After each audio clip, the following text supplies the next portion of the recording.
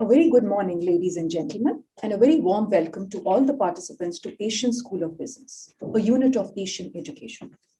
We are delighted and honored to host the international conference organized by the Research and Development Cell of Asian School of Business. We have the eminent guests of the event joining us virtually, Ms. Anka Verma, Chairperson, All India World. Thank you. Good morning. Mr. Apurva Chamaria, SVP and Chief of Staff to CEO and MD at Tech Mahindra. Thank you and pleasure to be here. Welcome you, sir. From the campus on the dais, we have amongst us Dr. Lalitya V. Srivastava, Director, Asian Education Group. Good morning, everybody. Good morning, sir. Dr. Maruf Ahmed Mir, Dean, Asian School of Business. Good morning, everyone. And Professor Purnima Singh, Academic Convener, Asian School of Business. Good morning, everyone. The management of technological innovation is both an art as well as a science. The process involves the know-how and technological core skills to deliver the functionality on one hand, and the ability to identify changes in technologies to come up with new innovations on the other. The accelerated technological changes have implications for business. Business has got a new face with the disruption brought by the technology and passion for innovation. New technological developments have changed the way organizations plan, operate, hire, manage, market, sell, and communicate and make profit. This new wave of technology and internet has triggered companies towards a new business ecosystem. It's impacting business management unlike never before. As businesses today are getting more digital, be it day-to-day operations, communications, connectedness. The theme of today's international conference is therefore emerging business interventions for managing technology and innovation. Let's begin by invoking the blessings and benign presence of Lord Ganesha. I request all our dignitaries, eminent guests who are present virtually, and the guests on the dais to please join us for the lamp lighting ceremony.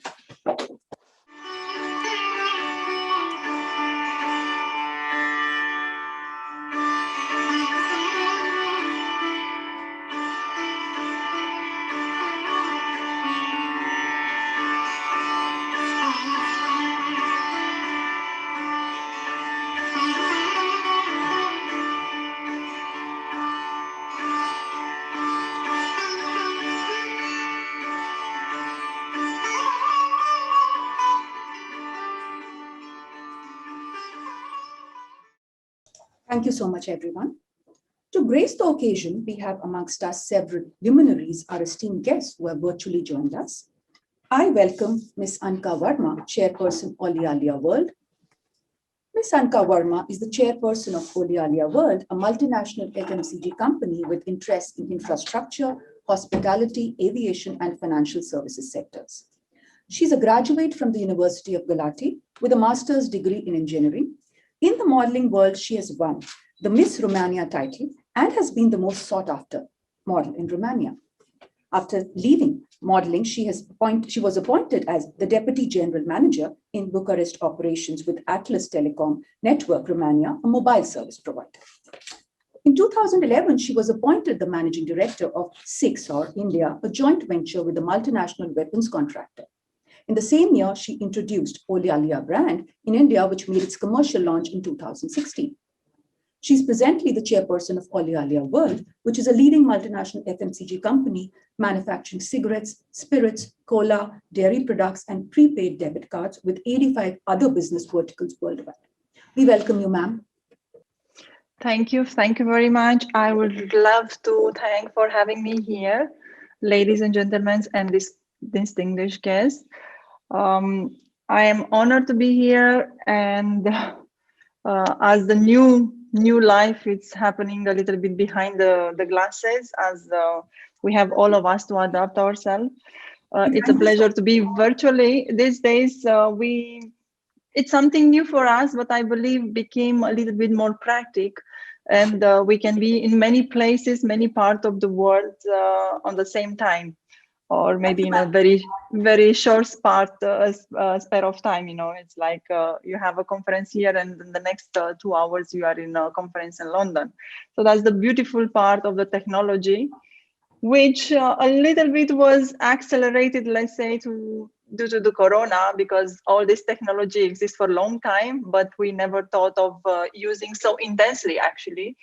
But today I am here, and it's an honor to be here with your distinguished guest, and lovely to be before the students, international students, and as you said, there'll be more than 100 or 1,000 students all over the world, and we cannot see at the moment, but we believe that they are there and they'll listen us. If not, they'll see a recording.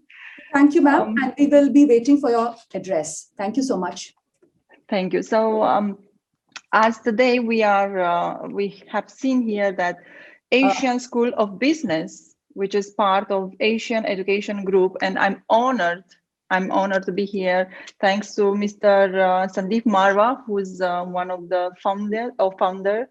And of course, a big thanks I would like to say to Mr. Ravi Sharma for inviting me here.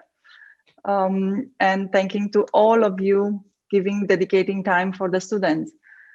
So on speaking, I've noticed that you have an emerging business intervention for managing technology and innovation. Yes, I'm an IT engineering, of course, by graduation, but the life change, and we end up of doing our FMCG food and all food and consumption thing, which has indeed we need engineering for creating a chain and everything for distribution and all. First of all, I would like to make a small correction. The name of the company is Ulala. Indeed, it's spelling Olialia because of Lithuanian language.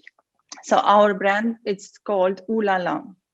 Now, speaking about business technology management techniques, allow you to unify business and technologies decision making. Setting up guidelines known as capabilities enable you to organize operational practices and improve performance. Typically, each organization's tool and standards are unique. So all this, now here we have Asian Business School, which has to teach all the companies and of course through their students how to implement the rules and the tools which will give for each company will give the best solution. As we said, the coverage results in a better utilization by everyone, and every tools needs to be customized as per the customer. Use of a project management methodology such as project management body or knowledge or the capability maturity model enables specific management techniques for specialized needs. The goal is to produce operational improvement. The problem is that each of these tools address one organization need, and as I said, is not addressing to everyone. Can be good for a company but cannot fit for others. So all needs to be adjusted and to be other related function. Business technology management techniques fill this gap and attempt to deliver a seamless strategic management plan. To implement business technology management principle creates comprehensive, flexible process. The object is to reduce redundancy and build of practices that work effectively. Next, ensure that the governance is performed by the senior stakeholder in your companies by centralizing sponsorship, as you can assure a consistent directive and activities aligning to strategic goals. Business technology management competencies achieved by repeating these management activities result in organization activity.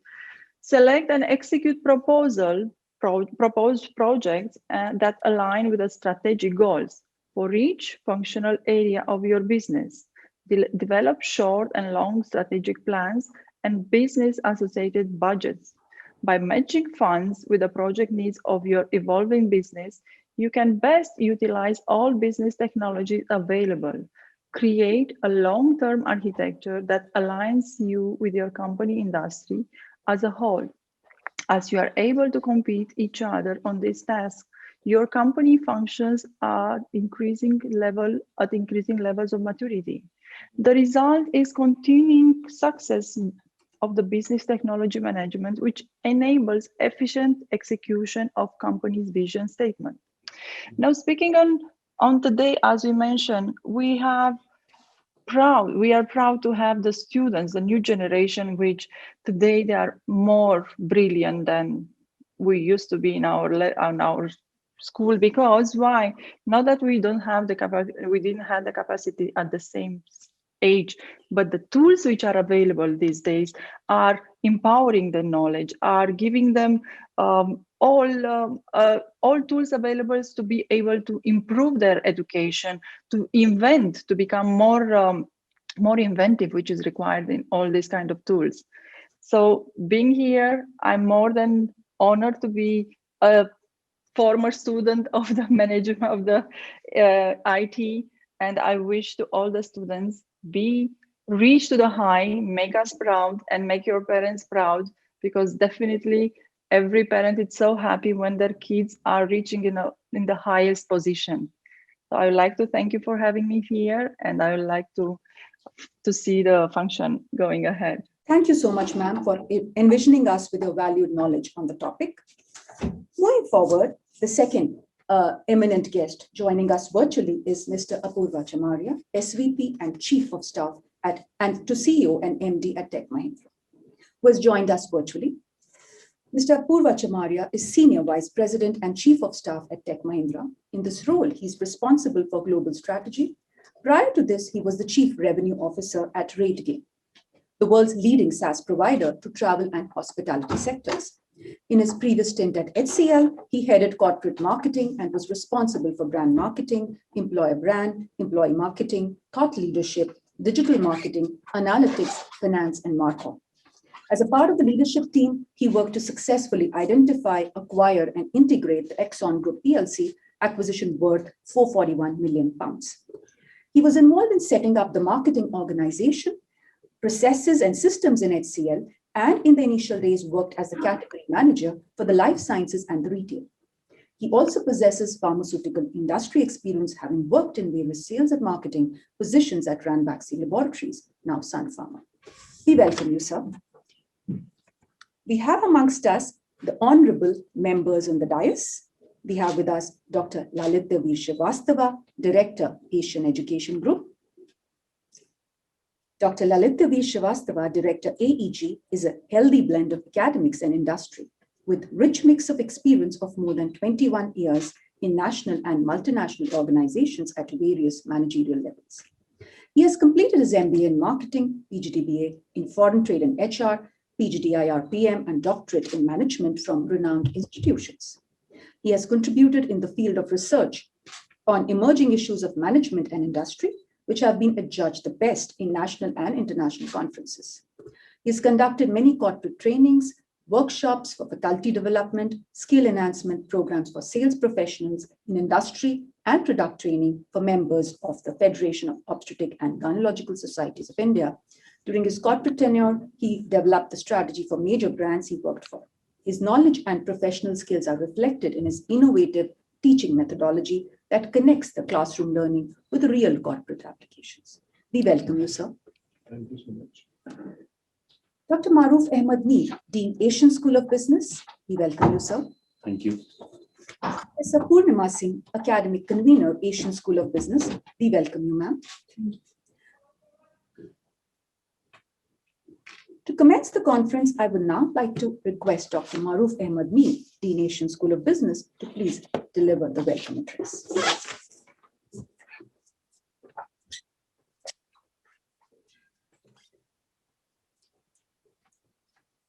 Good morning, one and all present, virtually and physically here in the campus.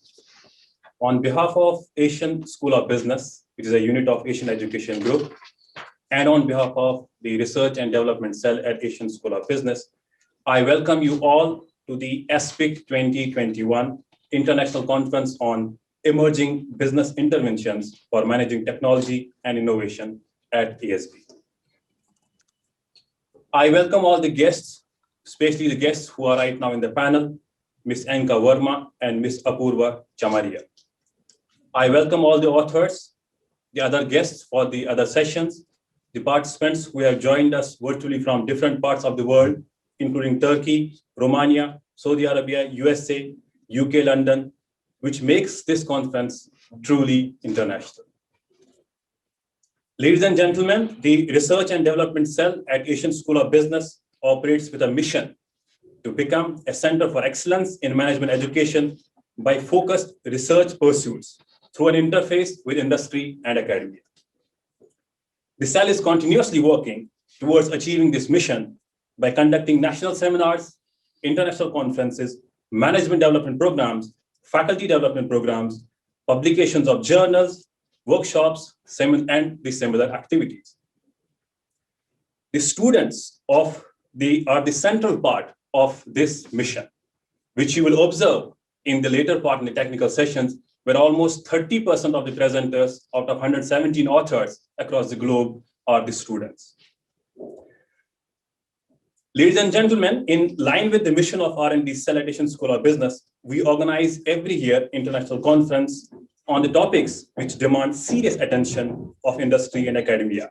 And we call it ASBIC, the acronym, Asian School of Business International Conference. COVID-19 could not stop us organizing the international conference, though a few months back, there were bleak chances of organizing such an event. The technology has enabled us to manage this international conference even better this year, because we have in every session the international speakers, including the chairs. The 50% of the technical session chairs are from the countries across the globe. We have seen the worst in the recent times. The COVID hit us almost for a year, but I'm sure we all believe the worst is over now.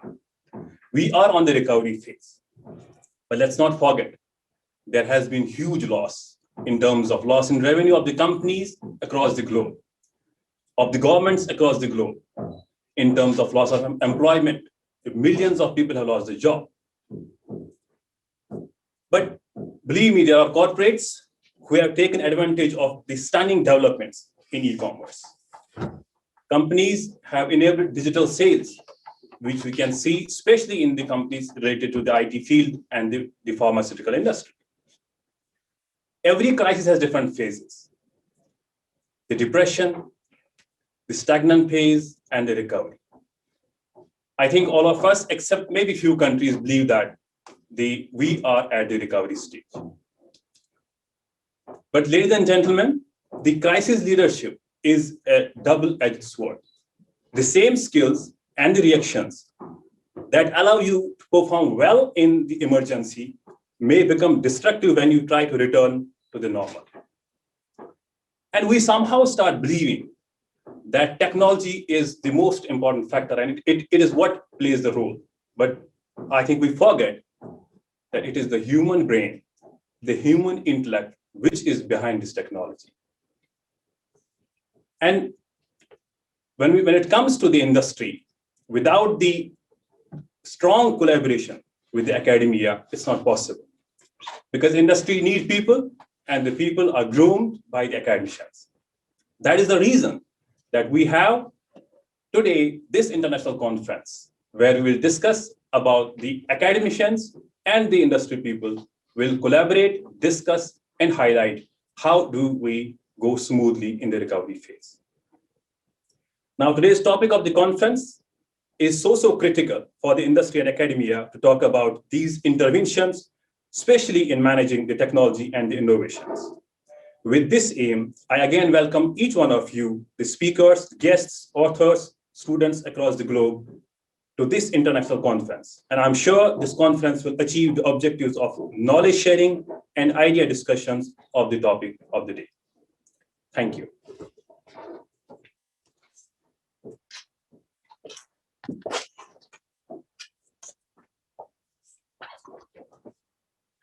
Thank you so much, sir, for setting the tone of the conference. Now, I would like to request Dr. Lalitya V. Srivastava, Director, Asian Education Group, to please deliver the inaugural address.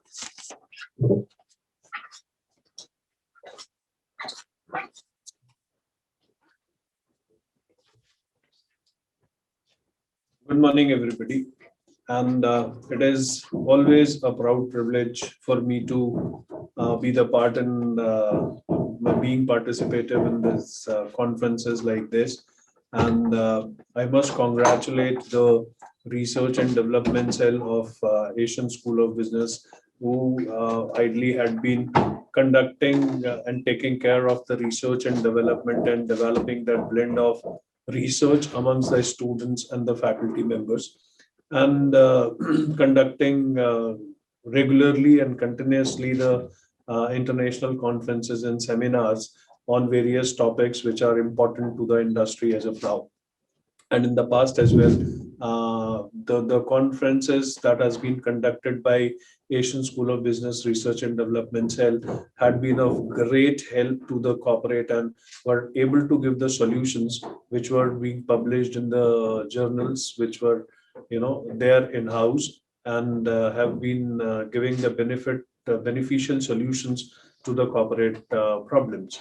So with that note, I would once again like to thanks and welcome the guest online, Mr. Apuv Chamaria and Ms. Anka Verma. And thank you so much for your time that you have spared to enlighten the students and participate in this international conference, the inaugural session, because that actually pitches the tone of the entire program that has to go the day long. And the panel discussions just after the inaugural, and then the paper presentations which are being judged by the eminent academicians from across the world. When I actually talk about and think about the topic of this conference, emerging business interventions for managing technology and innovation, this had been the topic, if I look at quite for a long, with different confusions, different perceptions, different innovations which were being coming up time to time in the past as well. Whatever that you talk about VUCA world, Industry 2.0, Industry 3.0, and what all that all, what we have been discussing and talking about are to me, all these conferences that I have attended, it was sounding a fear factor for me that is it that big? Is that going to actually create that much of the problem for the industry and the globe when technology is being developed? Whatever you talk about artificial intelligence or big data analysis or whatever it is, ideally the different point of view, what I think about is this is always helpful. It is the innovation ideally need to be that how do we actually use this technology for the situations that we are in, and then how do we prepare ourselves for the unseen situations which are there going to come, and then we plan and organize, manage intervention or innovation, whatever. So all things put together is the concern that do we actually need to have that negativity, depression in the bad times when we are in. So this even this pandemic time, I know the times were bad. We were locked in our homes for 3 months, 4 months, and then gradually started.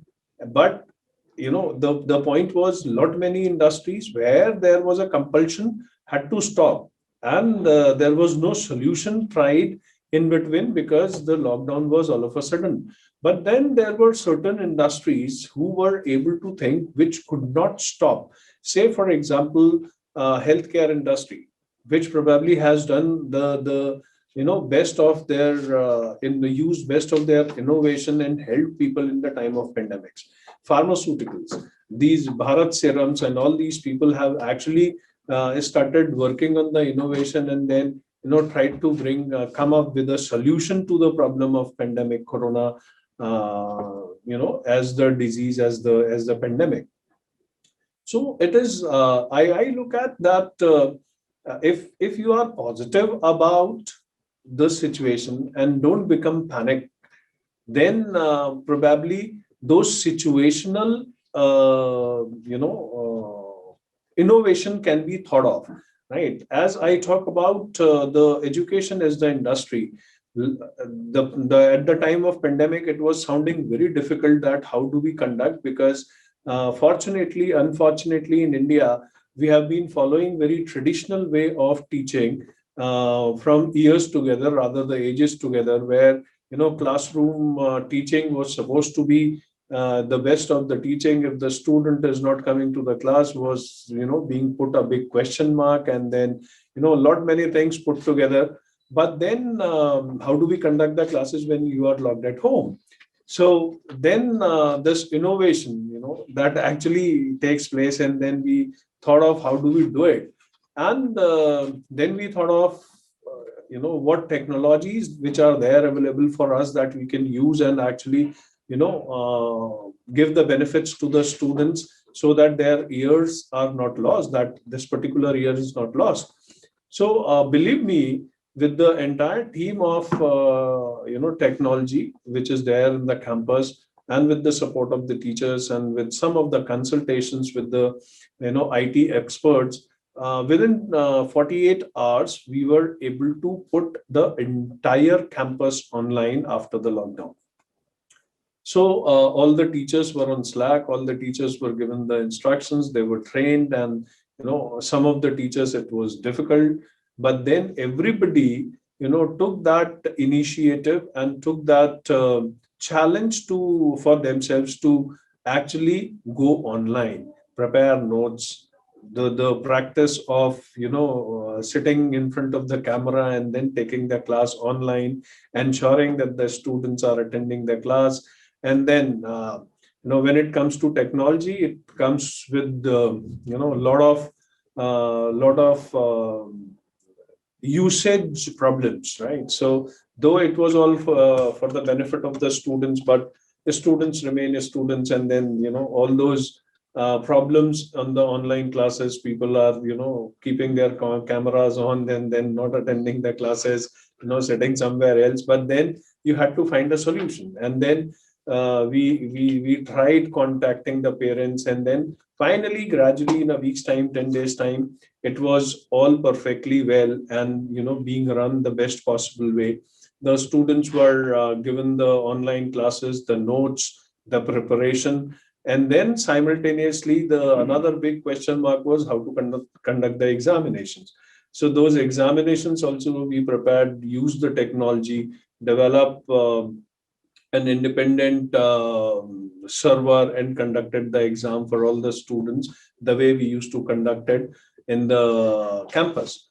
So the point is that, and gradually any and every operational part of the education industry, or an educational institution, was being taken care of the best possible way. And I give that big thanks to the technology, because technology was there, but we were only not using it, right? Thanks to pandemic as a situation which has given us the thought that we use this technology and minimize the losses during the pandemic, then the entire industry, all the industries and the globe were facing. So even when it comes to admissions, right, which is a very integral part of an academic institution, the entire process of admissions in our Asian Education Group, be it Asian Business School, Asian School of Business, or Asian Law College, it was done online.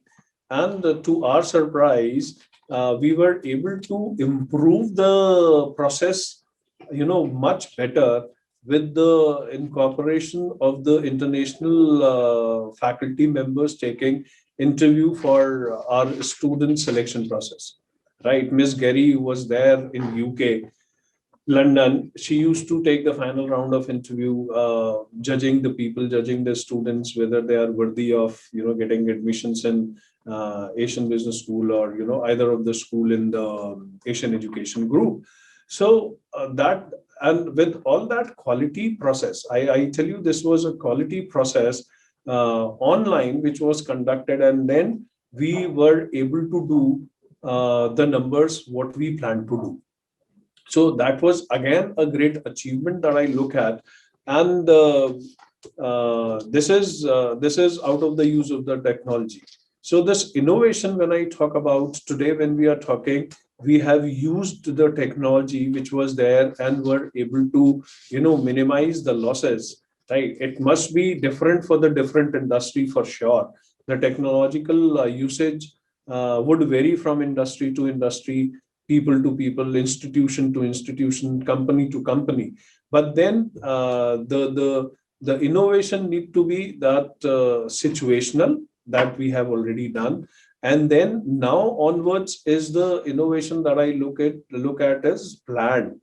That how do we plan that what all can come, what all that can be improve further in the technology, and use it for the further development of for the benefits of the industry and the people.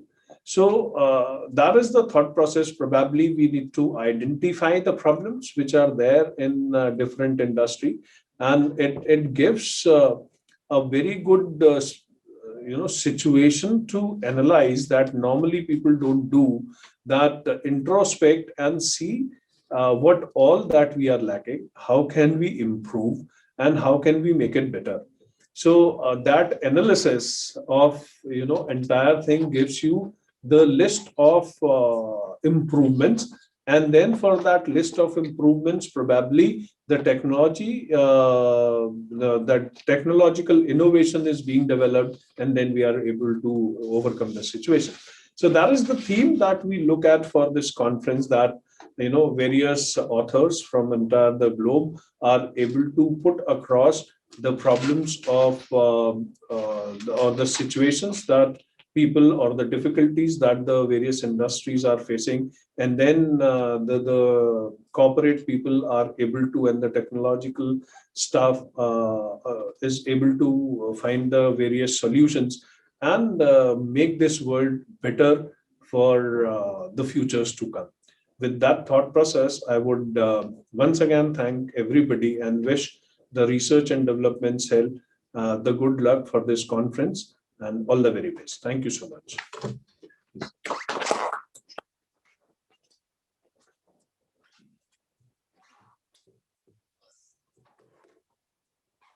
Thank you, sir, for enlightening us with the multiple practical implications associated with today's conference theme.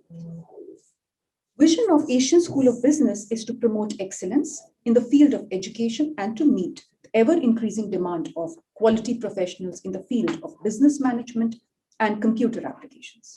In affiliation with the CCS University, Asian School of Business facilitates tailored courses to provide students skill-based practical knowledge so as to make them industry-ready. Students get practical experience through attending conferences, on-the-job trainings, and internships. The international programs at ASB have unique international edge of learning from the best minds in the international fully paid residential workshop on business of entertainment at University of Southern California, School of Cinematic Arts Campus, Los Angeles, USA, leading to international certifications, highly acclaimed in the media and entertainment industry. Research at Asian School of Business aims at the advancement and dissemination of knowledge, to add value to the existing management practices, and development of new concepts and ideas in management. ASB publishes a biannual peer-reviewed journal, ASB Journal of Management and IT. The journal contains well-researched articles in diverse fields written by eminent academicians and professionals across the globe. I request Director Sir to please do the honors and release the conference souvenir, and we would be highly obliged if our guests could join us virtually.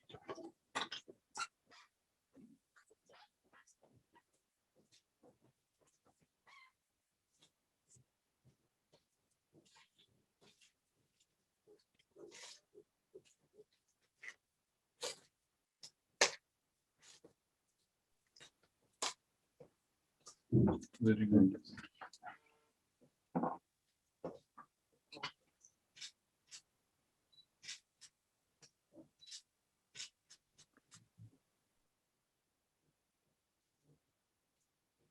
Congratulations.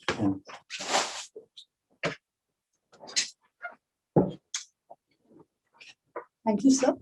As we move forward, I would request our esteemed guest for the event, Mr. Apurva Chamaria, please address the gathering. Thank you, ma'am, and thank you to everyone for having me over. So innovation and technology management today is an inevitable issue in the high-end technological and innovative organizations. Today, most of the innovations are, at least path-breaking innovations are limited to developed countries like US, Japan, and Europe, while a lot of developing countries are still behind in the field of innovation and management of technology. It's becoming a subject for rapid progress and development in developing countries. When you always think about innovation, you think about Silicon Valley. Today, most of the innovations, 80% of the innovations are done by 12 countries in the world. Very surprising. For instance, IBM, Apple, Sony, Novartis, if you think about pharmaceuticals, Samsung have been at the cutting edge and account for more than 60% of patents filed. These companies not only have state-of-the-art R&D centers, but are also investing a disproportionate amount of their revenue in innovation and breakthrough management ideas. Innovation is to think out of the box and think differently. It's all about finding new things, ideas, concepts, developments, improvements, and ways to do things and to obtain strategic advantages. Some innovations are based on existing form, composition, process, and idea, while others could be based on radical or breakthrough ideas. Business innovators define a new idea, method, or device that meets the needs of a targeted customer base and that is accessible to them, creating financial value for their companies and partners. Sometimes innovation is referred to as new technology, but many innovations are neither new or involve new technology. For example, the concept of self-service was popularized by McDonald's, involved running a restaurant in a different way rather than making a technological breakthrough. Innovation management, as I see it, is a two-step process: the management of ideas and the management of design control. Idea management involves new product proposals, detailed market analysis, and a thorough review, while design control involves design planning, review, output, verification, validation, and evaluation of customer perceptions. These are both very, very broad areas. And the reason why most companies don't invest a lot in R&D and don't have a very good R&D throughput is they don't see ROI on their dollars. So a lot of good leaders, CEOs, CFOs are very content to let the current business run without practicing what McKinsey calls Horizon 1, 2, and 3, where Horizon 1 is your main business, Horizon 2 is breakthrough, which is now becoming mainstream, and Horizon 3 is actually a canvas still out there, like electric vehicles, autonomous cars, or AI, which could be 5 or 10 years down the line. How managers and leaders can get out of this rut is practicing techniques like design thinking to do rapid prototyping, iterative innovation, and concurrent design with customers.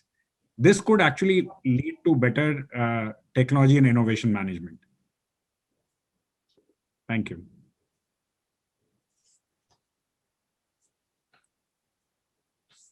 Thank you so much, sir, for envisioning us with your valued knowledge on the topic.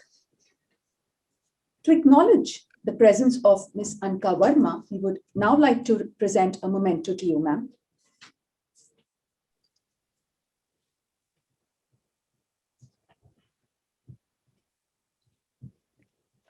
Thank you. Thank you very much for this wonderful memento. Thank you. Thank you so much, ma'am. We look forward to a long-term association with you. Looking forward to visit your academy, your university, school. Thank you. Once we are more moving more freely into this new world, because now we have to adapt, and I believe that everyone is looking forward to be back in the school. Absolutely, ma'am. Thank you so much. To acknowledge the presence of Mr. Apurva Chamaria, I would like to request, sir, to please present a memento to him. Thank you so much, and thank you for inviting me. Thank you, sir. I would now like to request Professor Purnima Singh to please deliver the vote of thanks.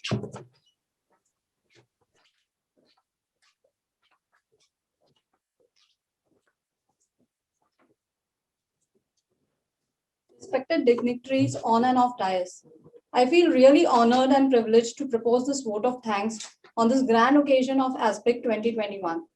I, on behalf of Asian School of Business, would like to convey my deep gratitude and heartiest thanks to the eminent guests, Mr. Apurva and Ms. Anka Verma, as they were immensely benefiting with their inspiring addresses. And my sincere thanks to our director, Dr. Lalitavir Srivastava, as he has been a driving force behind the success of every event at ASB. I would like to extend my regards to also Dean ASB, Dr. Maruf Ahmed, for his encouragement and guidance. And last and the most important, I suppose, is the R&D cell members and our student coordinators. The day wouldn't have come true without the immense hard work they have put in. So thank you, and looking forward to the great presentation ahead. Thank you so much.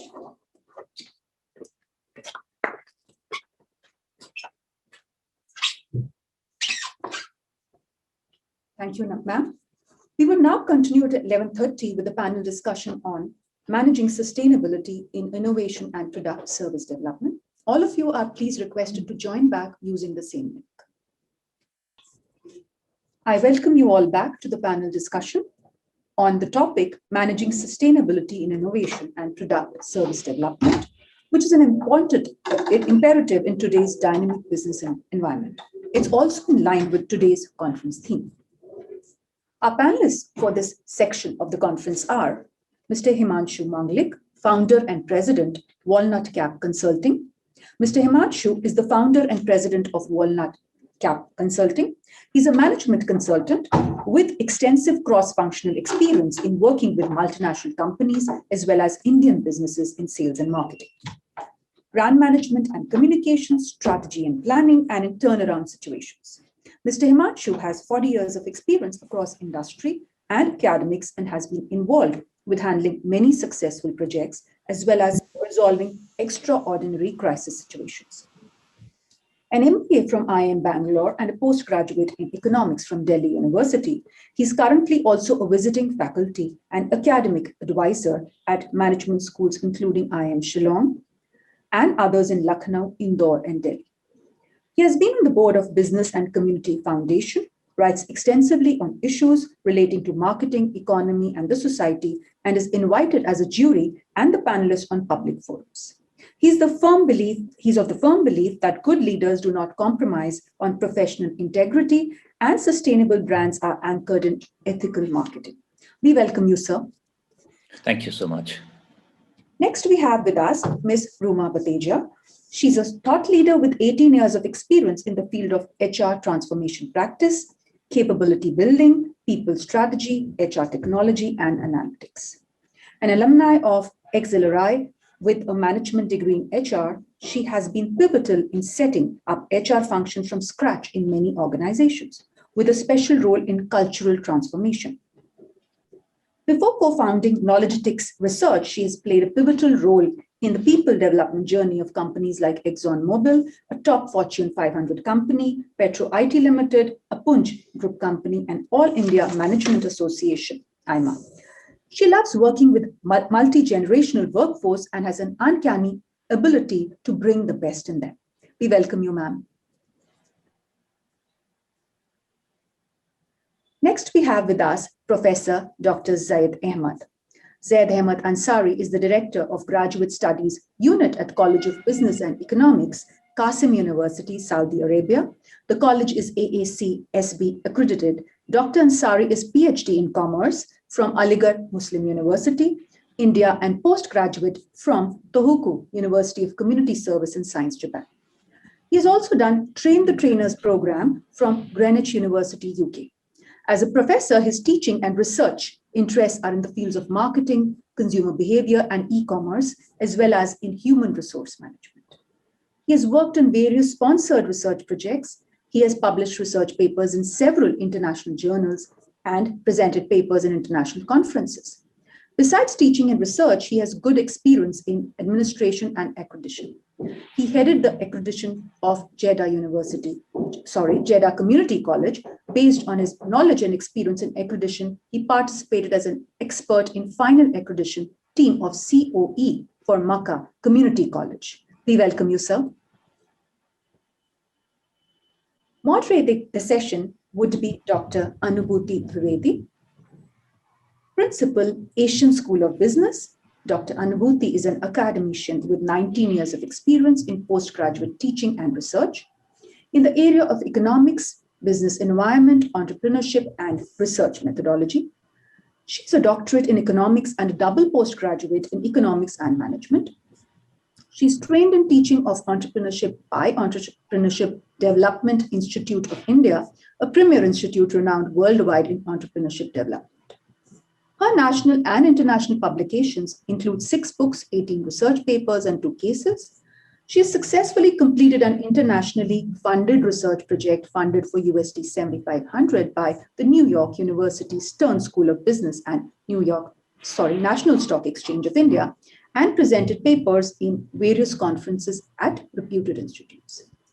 She has been in various administrative positions where she has developed the institutional framework and has been at the core of conferences, seminars, FDPs, and MDPs while leading the team.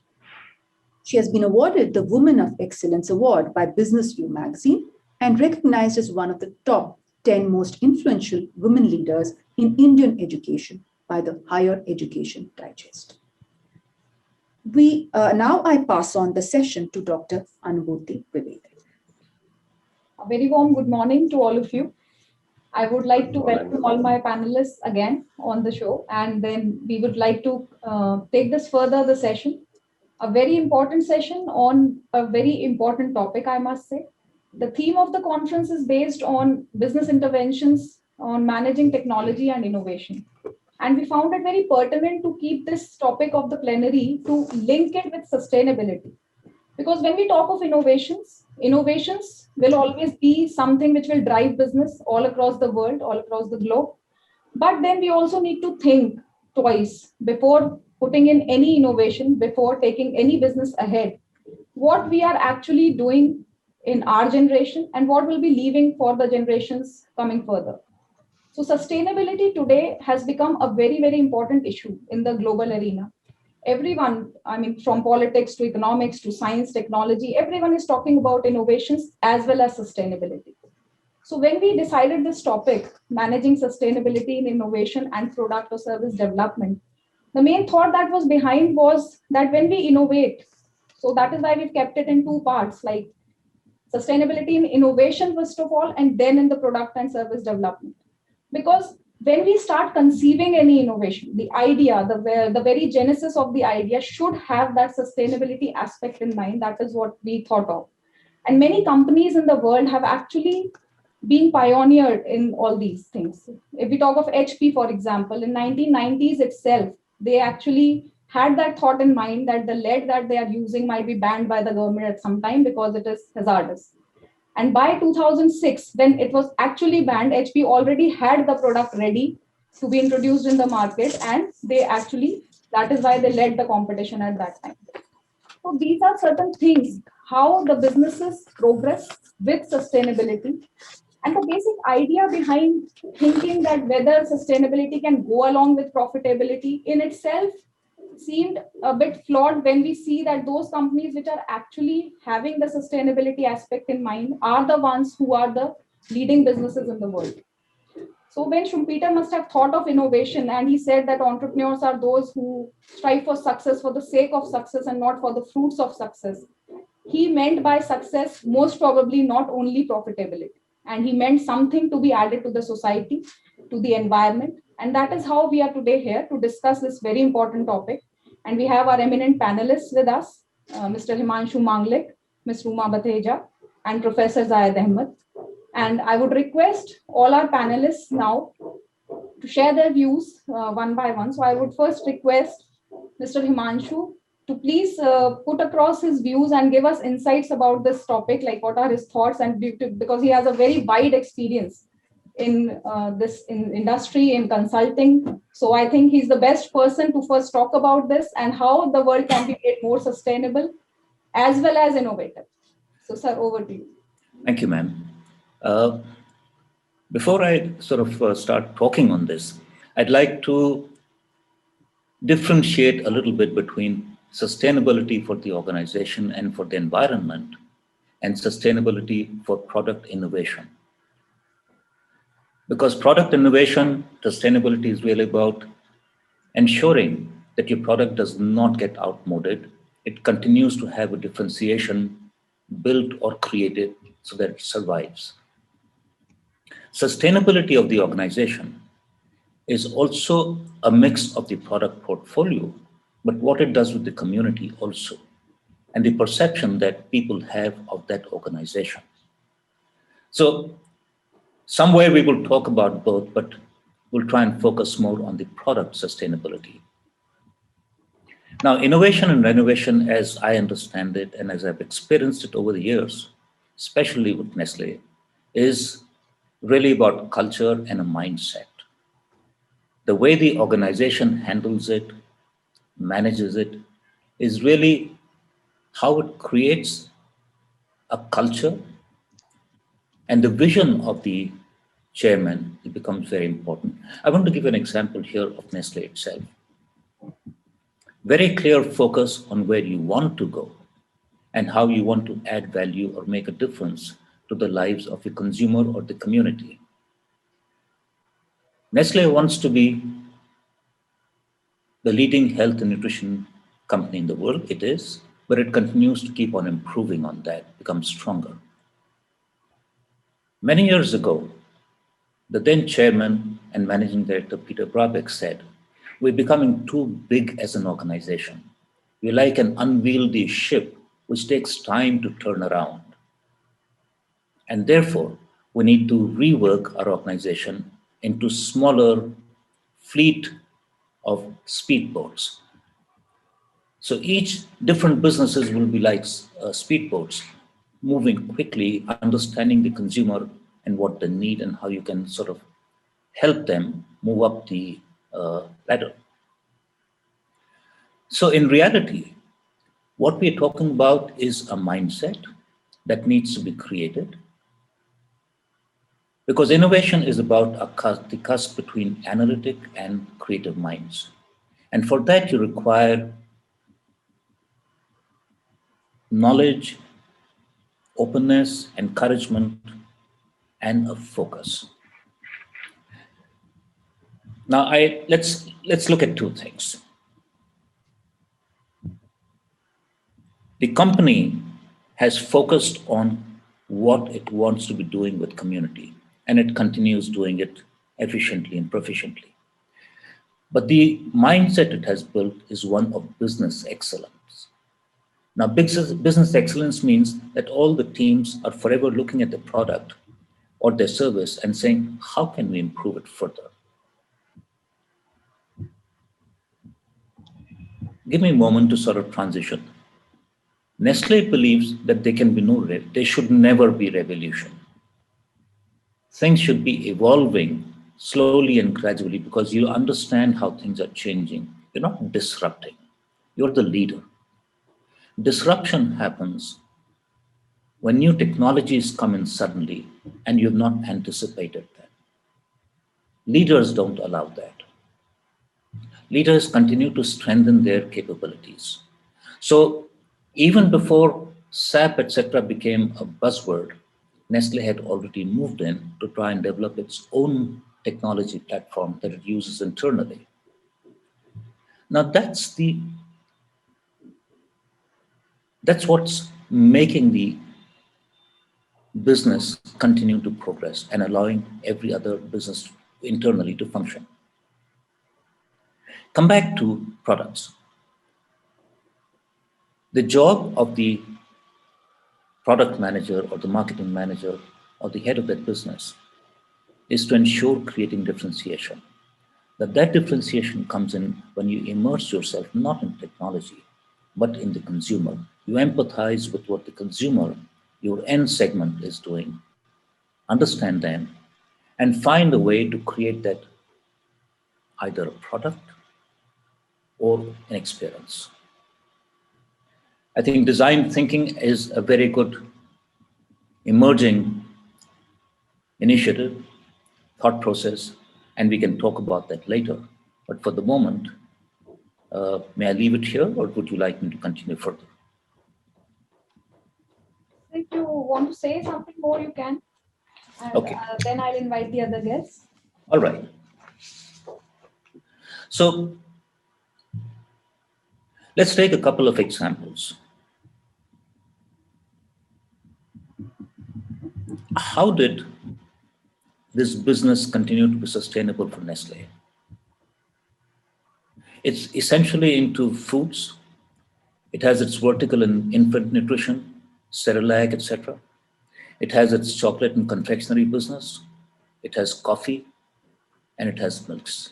If you look at each of these, coffee became a huge business for Nestle because it innovated using this consumer requirement. Most people may not know that when Nescafe instant coffee was formulated, there was a glut of coffee in Brazil. And the government invited Nestle saying, you have R&D facilities. Can you find a way to make this sustainable? So they developed instant coffee granules. And since then, they've been able to store coffee, and the coffee drinking habit itself has changed because they looked ahead and said, what is it that the consumer really will need?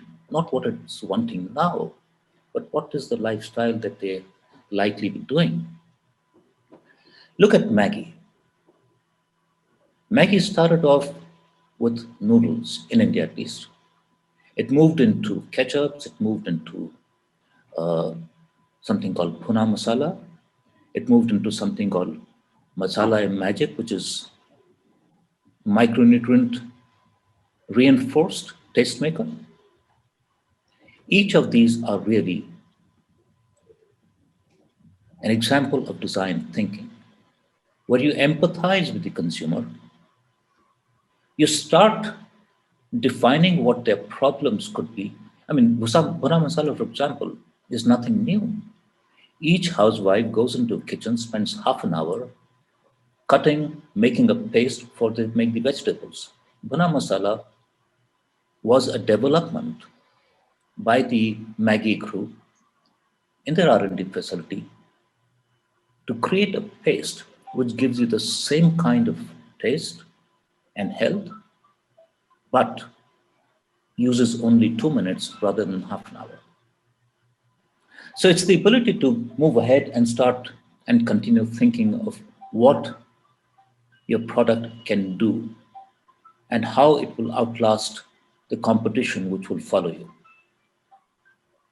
If you look at chocolates, Cadbury has been the leader. Chocolates is synonymous with Cadbury. In fact, people say Nestle ki Cadbury or Cadbury ki Nestle, it's that way. But Nestle did not follow the bar chocolates that Cadbury is famous for, the milk chocolate. It went into wafer. Because there is a need for health and nutrition, lighter eating. And therefore they developed something which had the taste of chocolate, but the lightness of wafers. You know, these are things which get picked up into what I believe, and something which Nestle has taught me, is the concept of creating shared value. No innovation can survive unless it adds value to your consumer as well as to organization. So innovations that are sustainable add to the profitability and to the benefit. If either is missing, it cannot be sustainable. I think I would leave this here, and then we can talk about it later. Sure, sir. I'll get back to you on certain aspects. I would now request our next guest, Ms. Ruma, to please throw some light on this topic. As sir was talking about, leaders strengthening the capabilities, and you being the HR head and having so much of experience in HR, maybe you would like to enlighten us on the people's aspect also on the sustainability of innovations. Please, ma'am. Thank you, Anubhuti ma'am. So I am trying to structure my next 3-4 minutes of opinion into three different dimensions. So one dimension which I'm going to touch is about obviously the perception of leaders, what goes behind, the mind and the machine together when we talk about specifics of sustainability. Second, how are companies practicing this when we talk about technology innovations? And third, what is the way ahead, which I would give my recommendations on. So as you know, I represent the firm, Knowledgetics Research, which is into TMT, Telecom, Media and Technology. So fortunately, I have been able to upskill myself into the technology part. And when we deal with the leaders specific to tech companies or product companies, what I find is that the angle of sustainability somehow is not the prime focus and is limited to CSR. You know, CSR, okay, fine, we need to do something beyond, we need to do something, okay, let's put it into CSR. So be it environment, be it economy, be it society, the three pillars of sustainability. And now we have added the fourth pillar, which is well-being and health as UN SDG goal 3, which Unilever is really working hard for that. So what comes from the leader's mind is sustainable manufacturing will demand new equipments and process. Hence, it adds to cost. Customers are not ready to pay more because we're having a tough competition with the developing nation and the developed nation, because in developing nation the regulatory affairs are not extremely stringent when we talk about sustainability, and also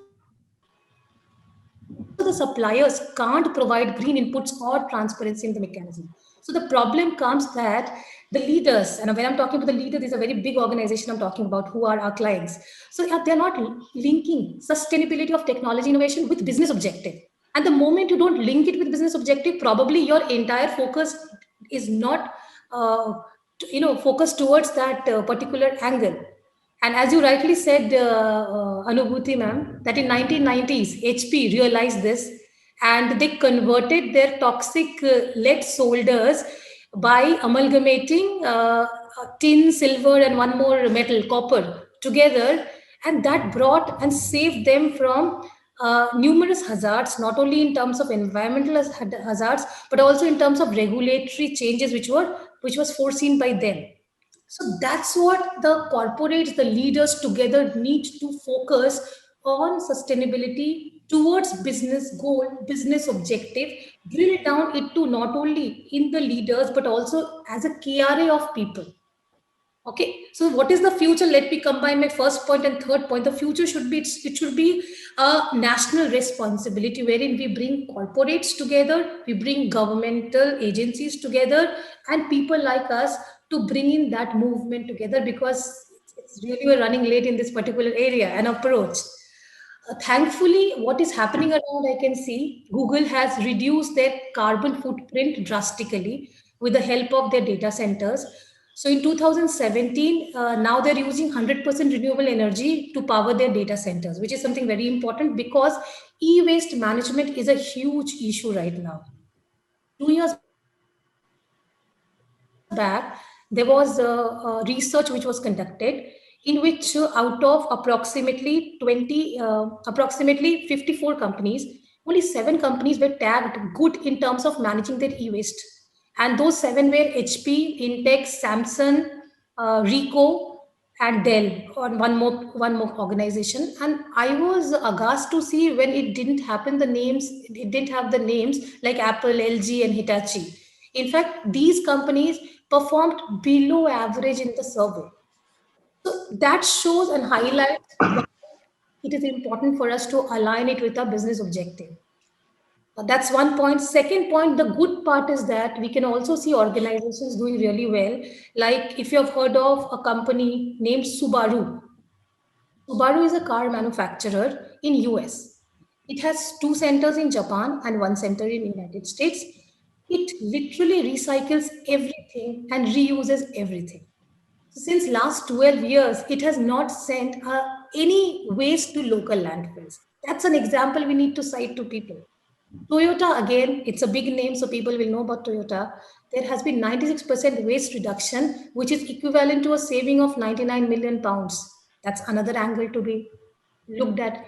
General Motors have built in 152 zero waste management facilities. And what they're using water bottles to recycle and create parts for their engine cover insulation and air filters. So this is how we need to look at different methods when we innovate our products, when we build in technological upgradation in our services, in our products. And that's one of the part which we always try to highlight our clients as well. So corporate has to play a lead role, people's attitude, perception has to play a lead role, and then comes the part of governmental regulations and rules. There was a very interesting article which I had written on Sweden. So Swedish cities basically create passive homes, passive houses.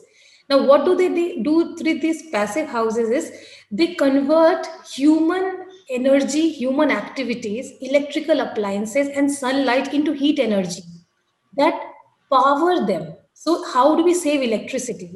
At Stockholm Central Station, the geothermal system captures body heat from over 250,000 daily commuters. That's the way they are thinking. So that's the way we have to think, and as a whole, as a nation, by introducing carbon tax, which has been introduced by Finland in 1990, by creating passive houses, or by having 100% renewable energy by 2050, which is what Denmark is trying to do. These are different kind of angles we need to relook at to club the concept of sustainability into technology and innovation. Rather than having one way of thinking, let's build it in this way. And it is not possible to do it alone. So we need a lot of stakeholders and serious work ahead in the future. Thank you, Ms. Ruma. That was wonderful with so many examples. I think all our students are also enlightened at how the world is going around with these sustainability practices. And I'll come back to you with the same questions about India a bit later. So I would now request Professor Dr. Zayed Ahmed to put on his views regarding this, because he's been into business and economics, academics, and he has traveled a lot. He's been to Japan also, which is known for these sustainability and innovative practices. So I would just request you, sir, to please enlighten us on this topic. Thank you so much for, first of all, inviting me and giving me this opportunity to share this platform with such enlightened and industry, practitioners, to put my, to share the platform and put my views. And I see that there are around 300 students in this panel discussion who are participating. I really welcome them. To be honest, what I was thinking, but that we are going to talk something about emerging business interventions for managing technology and innovation. But somehow this has turned again to be a luckier session for me, because sustainability is something which I will say I'm very emotionally attached to, and I like to. Am I audible? Yes, you're audible. Okay, perfectly. So this is something, I'm emotionally attached to, I will call it. So in this perspective, I would like to draw the attention to a very recent, development that is going in one part of the world, that is America, and that too through Elon Musk. If you realize his innovations, I will quote his examples, that he has actually done for sustainability. So what actually he has proven right now, that sustainability is not an unsustainable business model. It is actually very much sustainable business model that we need to actually think about, because it is the leaders who are going to actually come up with ideas and suggestions and business models that will help our future generation. The best part I like in him is that he has proven that things are not, sustainability is not an unsustainable concept. That is what I'm trying to say here. This is the first part. Now see, what he has done is, as a business leader, some of his innovations, I'm really impressed by him, to be honest. That he's a business tycoon, he is an innovator, he is a researcher, he is everything. But above all, he is a sustainable entrepreneur. So what he has done is, he has recently commercialized these electric cars. So whether the world follows him, accepts his model or no, but they will be forced to accept it now. We all are. We will be forced. It is going to move across the globe. Now, beside this, what he is doing is something very remarkable. He is trying to provide power to the entire world through his lithium batteries, that he is working on continuously. Now, his concept is that once this is successfully, again, successful and it is developed, he is planning to provide power to the entire world, and he is continuously working on that. He has already established some of the factories, and it is once it is done. So again, a great work in the area of sustainability. Third thing that I really liked in him is, and I would like to quote to the especially to the students, that how he came with these ideas. It is really interesting. If you most of you have followed him, you see, like he is now coming up with the idea of underground tunnels. It is already under process, with the with his company Boring. Why? Because he doesn't, and someone asked him, why you don't go for flying cars? They are also innovation. He said, because they are going to pollute our environment, in some way, in sound way, and they will spoil the image of a natural environment. So with all these, actually things being done with one entrepreneur, and then what I mean to say here is, it is just a thought, a determination needed by our entrepreneurs, that we have to, to be sustainable. And it is a practical business model right now. Now, the question is, all these innovations, how we are going to apply? Who will be the implementing agencies for this? So very often, as Ruma ma'am has correctly said, that it is not a task of any individual. It is not task of any individual. We need a complete model where it should come through the government, which will be participated, which will be supported by the industry. They have to.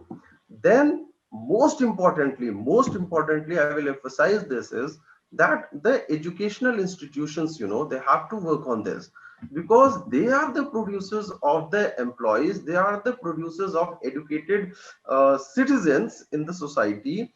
So, and then the third one is very, very important again, the masses. The masses has to take it up. Now, once it starts, on the on all fronts together. So, industry, educational institutions, government, and masses. Once they integrate themselves for the sustainability model of business, trust me, it is going to take up. Now, some examples that I want to quote here, I want to share with, is like, I had been to Japan. I had stayed there for some time, quite time there. So I had been to cities, and the interior of Japan is really beautiful, to worth seeing. So why I'm saying this, every single individual, I'm quoting this, every single individual houses, they are having solar panels on their roofs. Trust me, that was amazing. And with that, tsunami, when their thermal power system was collapsed, within 24 hours, they restarted everything with alternative source of, things. The entire, the thing, not only this, the people and the government, they are so, uh, they are so much committed to these things, that they are actually producing electricity, renewable electricity in their houses, and supplying it back to the government if they have excess electricity capacity, something very incredible.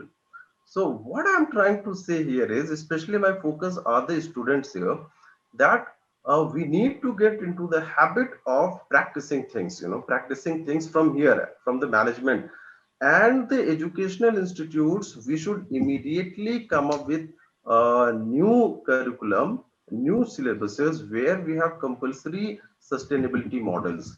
This is something that I want to say here, and I really believe that this sustainability model is sustainable, and we need to work out on this. Thank you so much. Thank you so much, Dr. Zai. And that was a very noble thought that, the educational institutions must come up and promote this culture of innovation. Exactly. And I'm proud to say that, like, I'm proud to share rather that we have an Institutions Innovation Council in our institute, which has been established under the Ministry of HRD at that time and now Ministry of Education. And we are actually promoting this mindset as well as conducting various workshops for the students to learn. And with that, I would come back to Himanshu, sir, because he talked about design thinking. So, sir, normally what we see, connecting the 2 points, actually, the education and the design thinking aspect, we have different entrepreneurship courses running in different universities across the world and all. But then if we see in the developing nations, basically, this, enlightenment, what we say, or the awareness about these alternative things which have come up now, which are so important, like design thinking, have still not been incorporated into the syllabi. Do you think that that is one of the reasons why we are actually not creating the professionals who are industry ready and who are ready to actually produce sustainable products and services? And how can we collaborate, the industry and academia, together to produce such professionals who are trained in training also and actually developing such products also, which are based on design thinking? So just like to have your words on that, sir. I think it's a very relevant question, but in my opinion, design thinking is a terminology. It's a very high-sounding terminology, very impressive. But if we go to the basic philosophy, it's something that we've been practicing, but not in the proper way, without realizing the discipline behind it. I just want to go back a little to what Professor Zaidi said and Ruma said. Excellent ideas, suggestions. But my dissonance there is that if you look at technology as the enabler, then let's leave technology as the enabler. It's an input. What you have is the human mind that will innovate and renovate. And we have to get that human mind to start working. Let that mind process the information, take help from technology. And good companies have been doing it for a long time. I'm very biased towards Nestle because I think they've been doing an excellent job and is an excellent example. That's It true. works. That's why Maggie is so popular, because perhaps that is an example of design thinking. What Indians needed at that time, Nestle could give it. And Yes, that, but I want to go beyond to the deeper aspect. Nestle does CSR, but doesn't say, all right, any project that comes to it, it'll work on that. It's identified 3 areas: water, health, and rural development as 3 areas where it will work. And it says there might be other areas where our going in might be beneficial, but these 3 areas are the ones that benefit us the most and where we have knowledge that we can contribute to benefit society the most or community the most. So the intersection of our knowledge and the needs of society are best met in these 3 areas, and we will focus on that. So once you focus on something, then you start looking at how you can improve there and employ technology or knowledge to create things. Now, an example of here is Nestle makes milk, high quality milk. To ensure that it gets good quality, it works with the communities, it guides them, it gives them knowledge, it helps them develop and take care of the cattle, and how to preserve or how soon to ensure that milk reaches the chillers. Now that is, in a sense, design thinking that's been going on. What is the need? What's the human requirement of the suppliers? How do I help them? Can I improve something that they benefit more?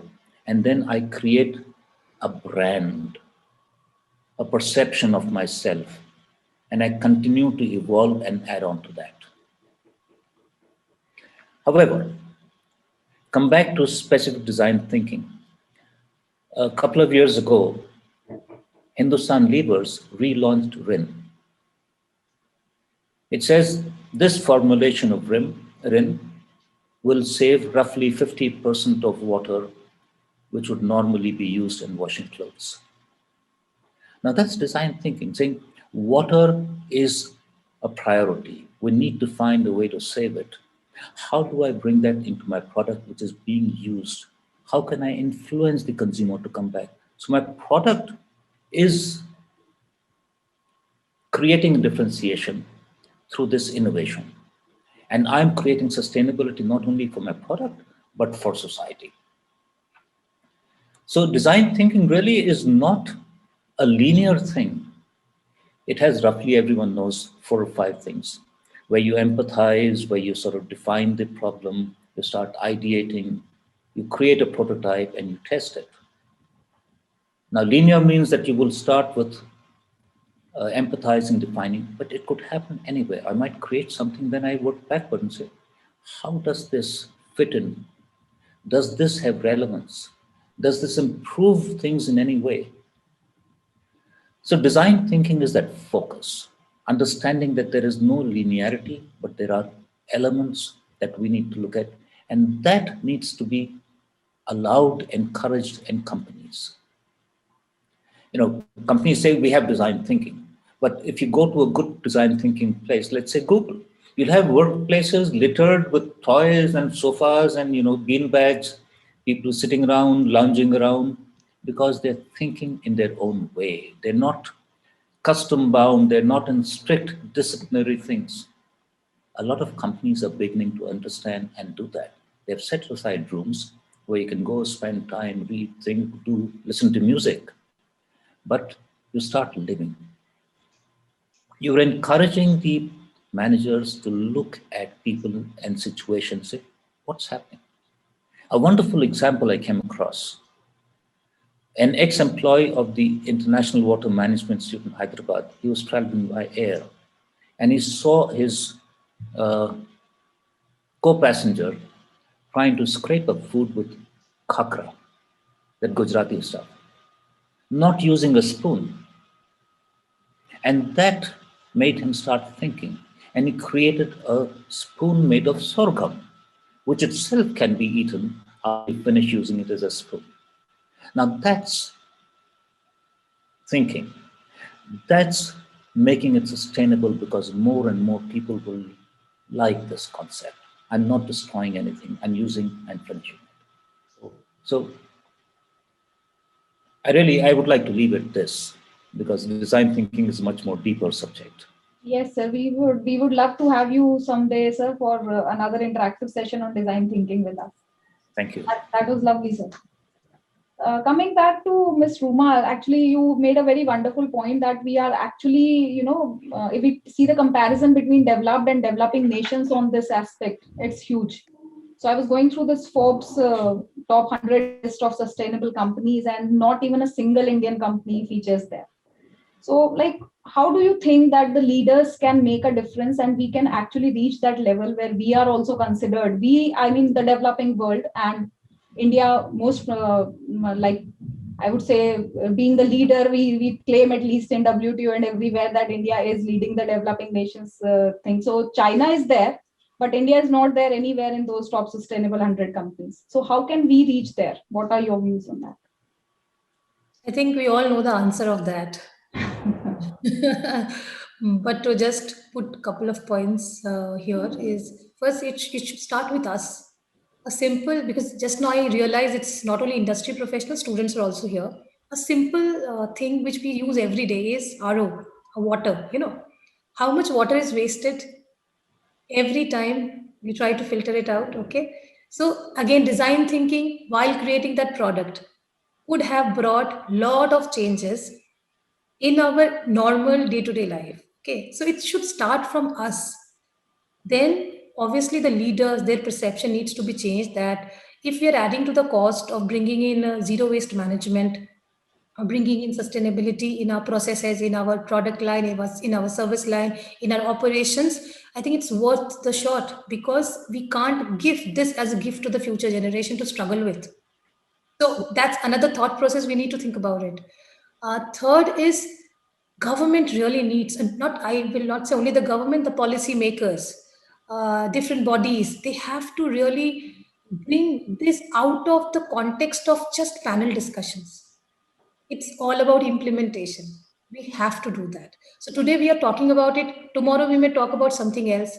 Day after tomorrow we may talk about something else. But at the end of the day, what happens? What is the implementation of it? Nothing.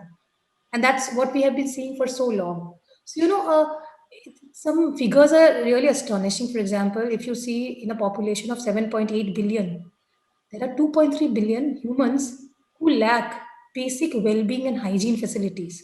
So they lack clean drinking water facilities. They lack sanitation. 2.3 billion out of 7.8 billion. I'm quite sure India's proportion of population will be huge in this number. So what are we doing in that? So Unilever initially has targeted around 1 million goal of organizing awareness campaigns on this through their product lines. So that's something which they're doing well. They have achieved the target beforehand by reaching to 1.3 billion of the population. So why to leave it to Unilever? I think all of us have to put our hands together to get things rolling and moving. So again, coming back to the same point, it's us, it's the society together, it's the policymakers, it's the leaders of the corporates. It's time for us to think beyond. And a very apt point by Mr. Himanshu, which probably I quickly noted it down because I'm also a design thinking trainer, and I have missed this point that why universities, if they, or probably not only universities, school level. So in school, when you really love your teachers, you respect your teachers to that extent that you imbibe their qualities more than the parents. So I have a daughter, she will listen to her teachers more than she listens to me. So if we start this from that level, I think then we are in good hands because they are our future leaders.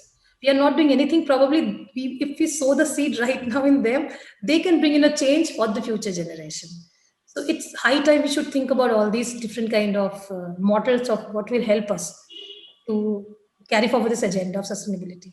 Very rightly said, very rightly said. And with that, I remember that we had actually a competition. We had Mr. Binish Desai here, the Recycling Man of India, in a webinar. And at that time only we had initiated a competition called InnoWaste, where the students had actually presented their ideas on recycling. So when you were talking of this water filtering, so there were students who presented that how they are using that water which is coming out of RO and how they are using it in plants and washing and, floor sweeping and all. I hope that my students are keeping up with those ideas and are actually working towards, conserving water.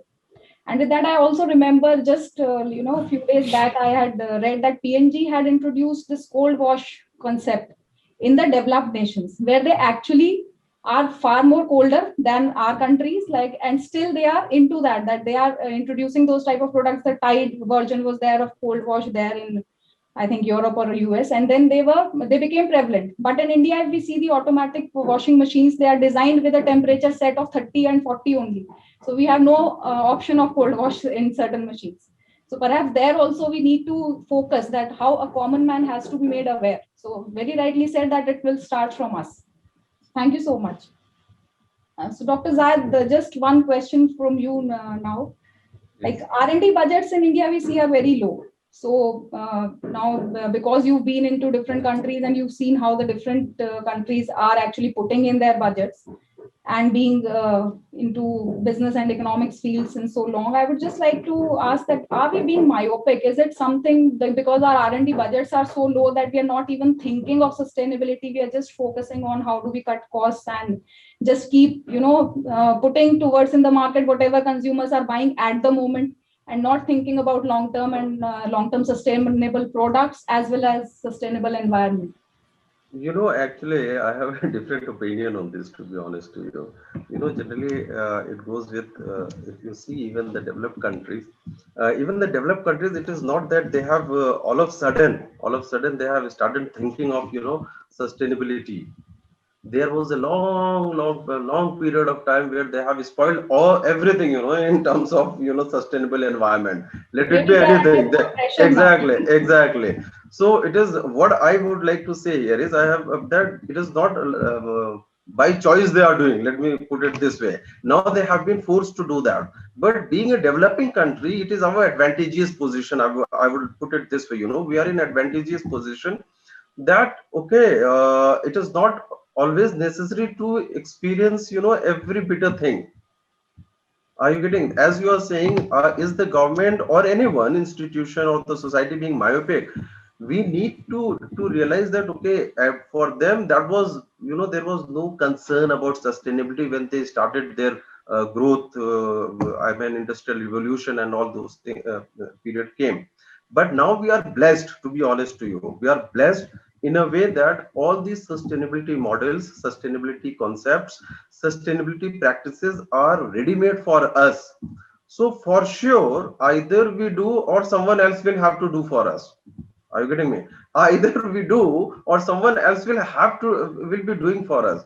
So I will not comment on that, whether it is being myopic or it is, something else. But for sure, the government level, my emphasis is always on the educational institutions, because as Ruma ma'am has said that, teachers can do miracles with their students. What I believe is, if I take it practically, there are 271 participants here, which means 271 families, to be honest to you.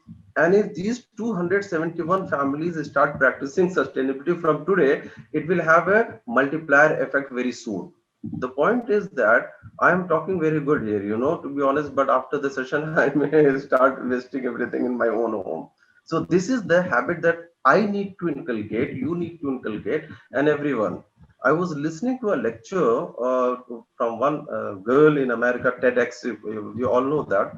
In her entire life, she brought that she has produced a handful of waste in her entire life, and she was healthy, she was smart, she was educated, she was having, social relations, relatives, everything. The point that we must realize is, either we do it now or someone will force us to do this in future. Let it be individuals, let it be business organizations. See, what happens is, if any business organization as a business intervention, they are not going for sustainability practices, sooner or later they will have to close. Trust me, there are big examples in this case. They have to change, they have to innovate. If either they innovate or someone innovated will replace them. The concept is very clear. So I would like to suggest that yes, it is the need of the time. There are big examples at the country level, like Japan is there. At the organization level, like Elon Musk's full list of company, he has established a solar city. He has working on lithium batteries. He has introduced, boring company for underground tunnels. He has introduced commercialized electric car. Just because of this one innovation, in 10 months, around 10 months, somewhere in March, he was worth $25 billion. Now he is around $200 billion, one of the richest man on the earth. So the innovations, they have their own long-term, results also. So this is all I have to say. One more point that I want to emphasize, that I realized in Japan, actually, that changed my perspective of life. The waste being produced in any society, from the industry, from the households, from the factories, it is huge and enormous.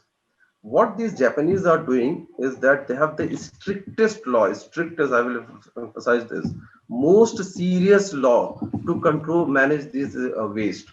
They have strict guidelines. Every individual has to follow that. And that is how they are, managing the sustainability. So either we do or someone else in future will do, for sure. Thank you very much. Thank you, sir. And it's better that we do today, because, sooner we realize it will be better. Better, exactly. That was a very enlightening discussion with all the guests, and I want to thank all of you and would request Ms. Kavita to please take the event ahead.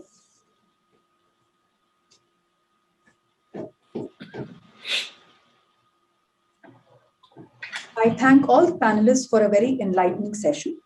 And to acknowledge the presence of all the panelists, I would now like to present mementos.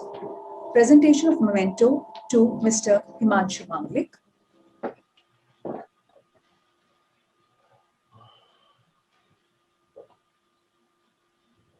We thank you, sir, for gracing the occasion with your insightful words. Thank you so much. I would now like to present a memento to Ms. Ruma.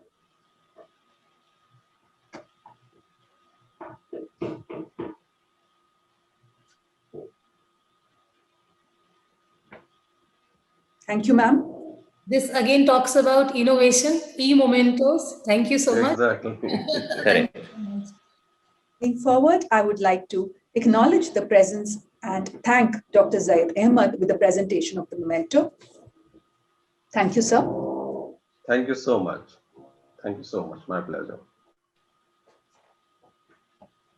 Moving forward, I would now like to request Professor Shivali Verma, Coordinator, R&D Cell, Asian School of Business, to please deliver the vote of thanks.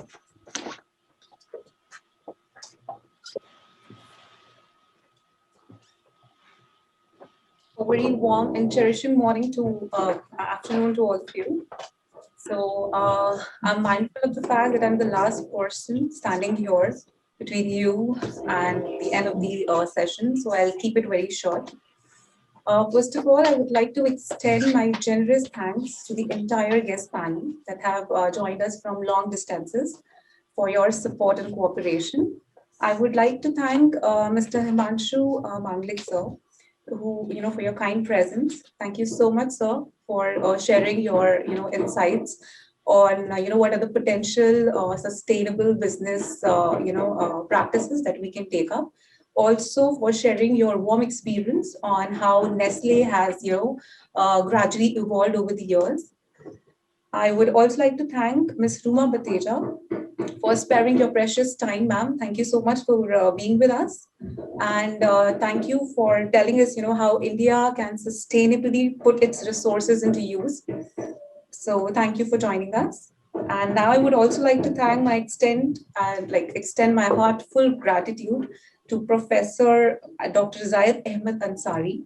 Thank you so much, sir, for enlightening us with the fact that there is also a need to make use of coming together of education institutes, corporates, and a collective effort of students, and that is how we ensure sustainability.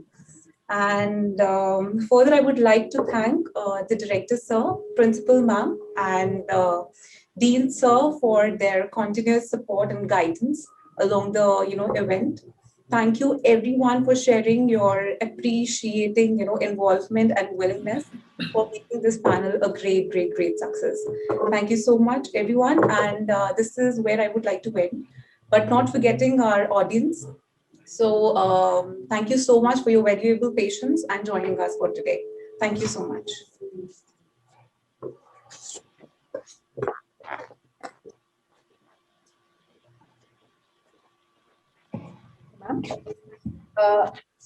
The technical session will be over a Zoom meeting. The details have already been shared with the registered participants, the delegates, and the audiences.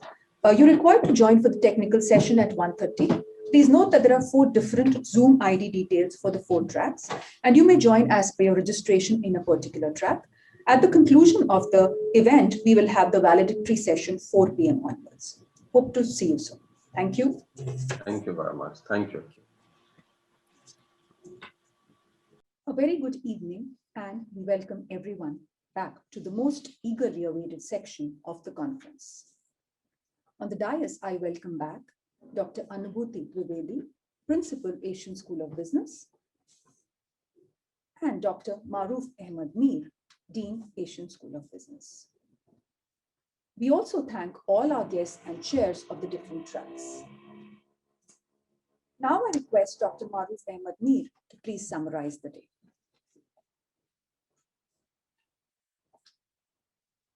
Good evening, one and all present. I understand it has been a long day and a hectic day also, but it has been a fruitful day, I'm sure. We started with the inaugural session at 10 a.m. We had wonderful speakers in the morning. Then we had a very good, productive panel discussion with our guests. And then it was followed by the 5 tracks of paper presentations.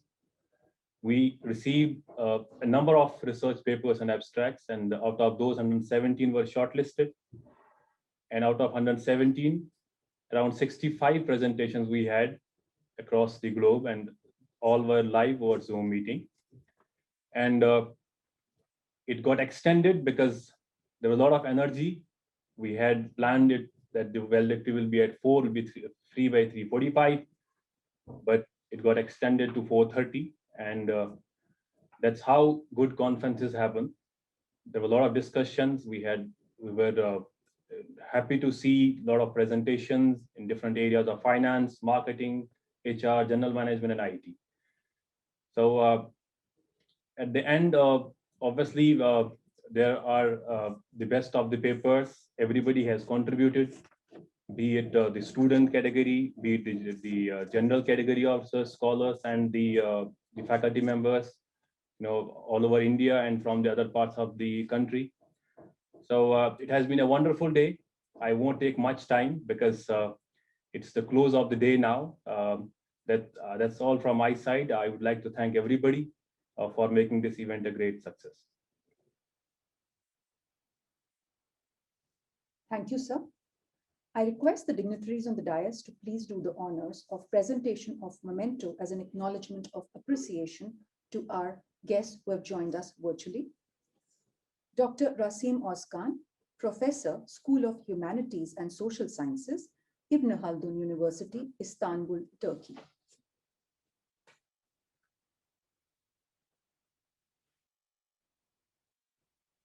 We thank you, sir, for your valuable contribution. Thank you.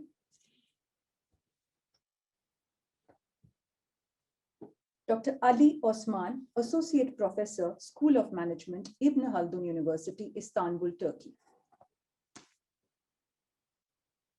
Thank you, sir. Thank you for your valuable contribution in the track.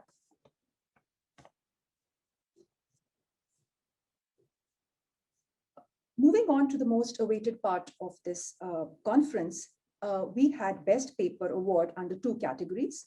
The general category, where the paper presentations were done by faculty and research scholars under 4 different tracks, and the student category, where students presented papers from the undergraduate and the postgraduate.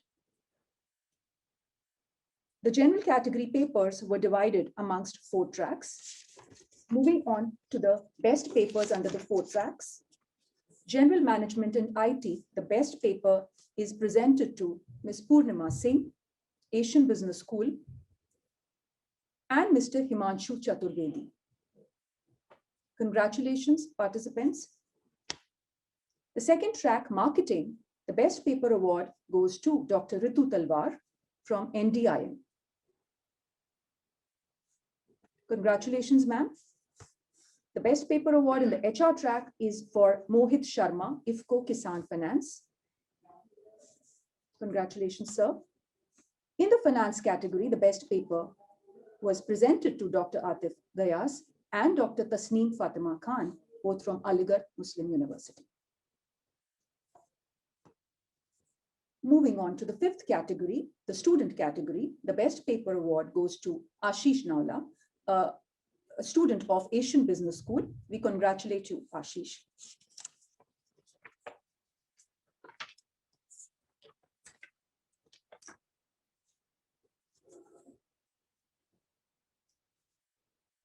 We congratulate all the participants and especially the winners of the 5 different tracks. All the participants will get e-certificates and an e-copy of the souvenir, which is the book of extracts, within a maximum of 15 days.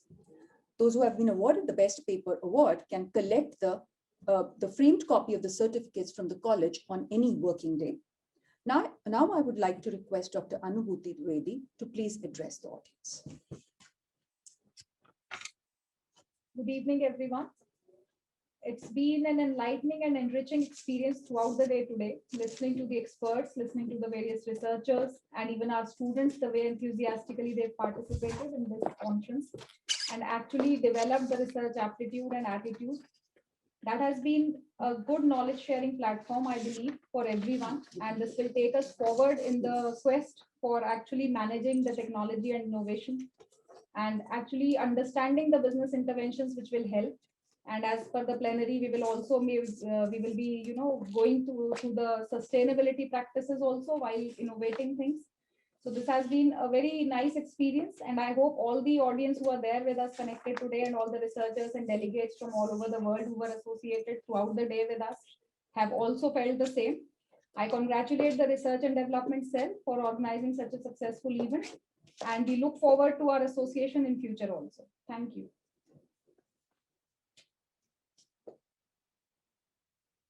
Thank you, ma'am. Now, I would like to request Professor Jaya Khatri, Coordinator R&D Cell, Asian School of Business, to kindly deliver the vote of thanks.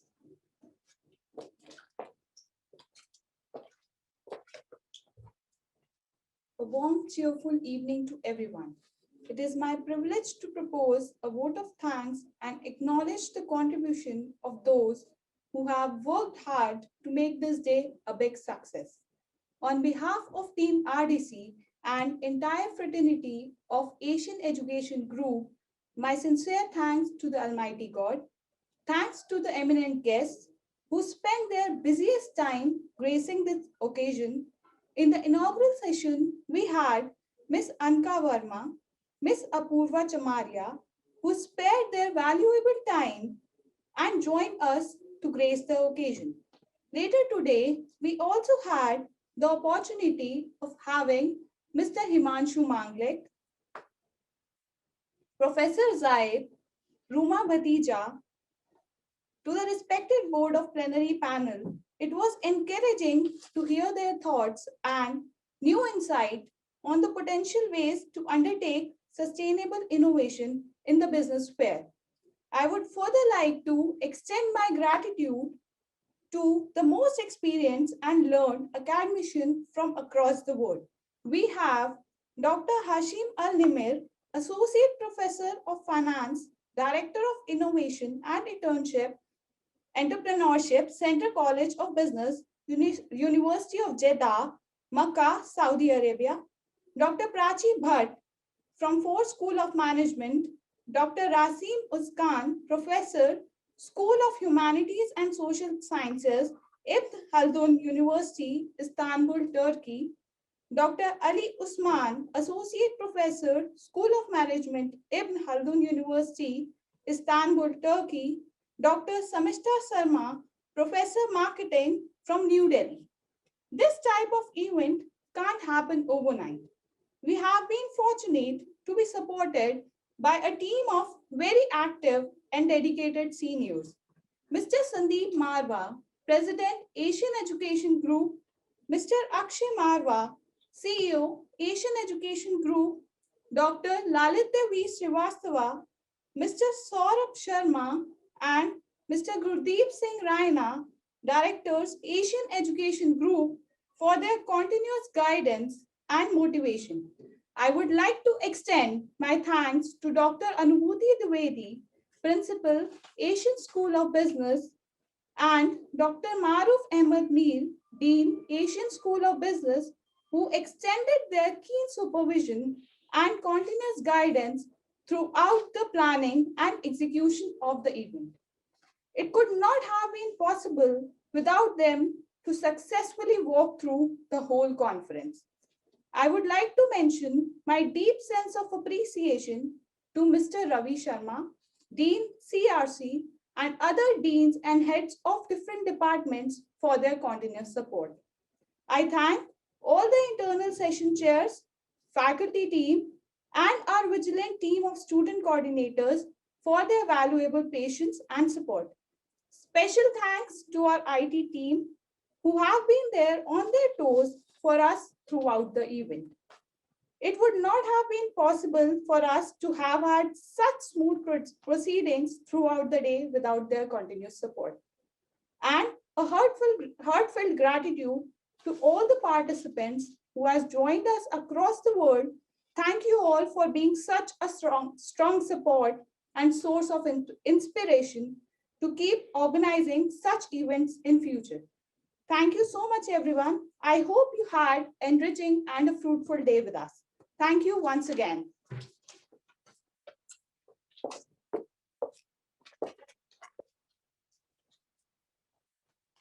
Thank you, ma'am. At the conclusion of the event, I would like to once again, on behalf of Asian School of Business, thank everyone for the contributions to the conference to make it a grand success. A very warm thank you and wish you have a good day ahead. Thanks.